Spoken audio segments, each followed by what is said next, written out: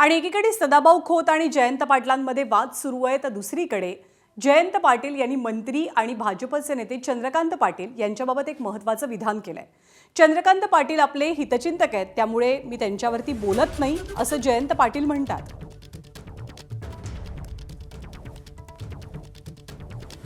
दादांच्या विरोधात मी कधीच काही बोलत नाही, त्यामुळे दादांनी एखादा विधान केलं तर दादांना उत्तर देणं मला योग्य वाटत नाही। आणि दादा हे मला माननीयच आहेत, त्यामुळे दादांच्या बद्दल मी काहीच बोलत नाही। आणि ते सगळ्यात मोठं ते माझे हितचिंतक आहेत।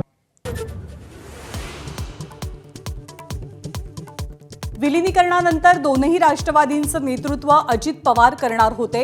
शशिकांत शिंदेंचा मोठा दावा, तर शिंदेंचं लिखाण अनाठाई आणि गैर, तटकरेंचा पलटवार।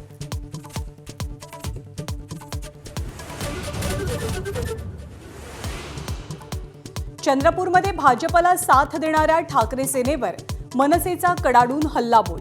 1 कोटींचा आरोप करणारे पैसे मोजायला बसले होते का, देशपांडेंना राऊतांचं प्रत्युत्तर। तर काय कारवाई होणार ते बघा, ठाकरे सेनेचा नगरसेवकांना इशारा।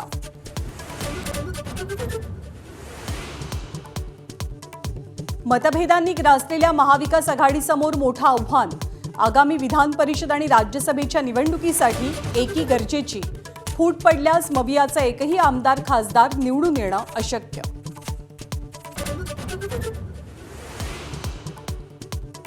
स्थानिक स्वराज्य संस्थांच्या निवडणुकीत पक्षाला अपेक्षित यश न मिळाल्यानं एकनाथ शिंदे नाराज असल्याची चर्चा। कामगिरीत फिक्या पडलेल्या काही मंत्र्यांना नारळ मिळण्याची शक्यता।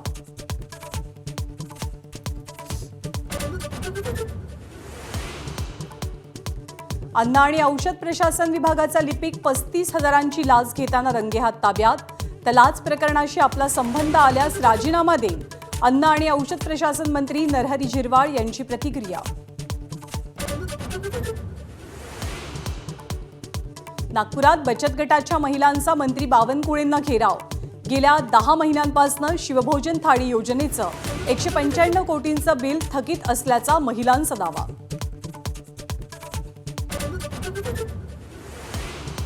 T20 विश्वचषकात सर्वात मोठा उलटफेर, बलाढ्य ऑस्ट्रेलियाचा झिम्बाब्वेकडनं 23 धावांनी पराभव।